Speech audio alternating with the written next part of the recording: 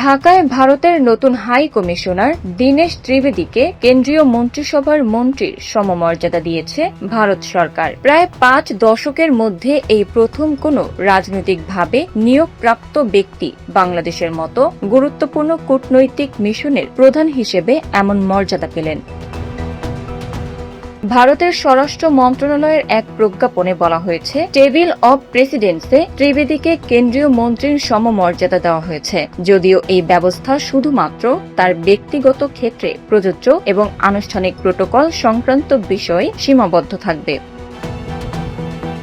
বিশ্লেষকদের মতে এটি কেবল প্রোটোকলের বিষয় নয়, বরং এর মাধ্যমে বার্তা দেওয়া হচ্ছে যে ত্রিবেদীর সঙ্গে ভারতের শীর্ষ রাজনৈতিক নেতৃত্বের সরাসরি যোগাযোগ রয়েছে। ফলে ঢাকা ও দিল্লির মধ্যে গুরুত্বপূর্ণ রাজনৈতিক বার্তা আদান প্রদান আরও দ্রুত ও কার্যকর হতে পারে।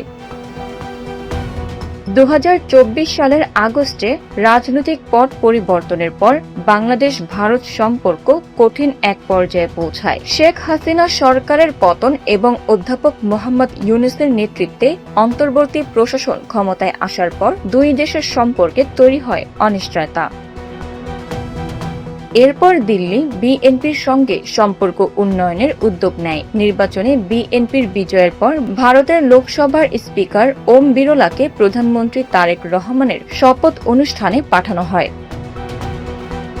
চলতি বছরের এপ্রিল মাসে বাংলাদেশের পররাষ্ট্রমন্ত্রী খলিলুর রহমানের ভারত সফরেও ইতিবাচক অগ্রগতি দেখা যায়। বাণিজ্য, জ্বালানি সহযোগিতা এবং বিভিন্ন অমীমাংসিত বিষয় নিয়ে নতুন করে আলোচনা শুরু হয়।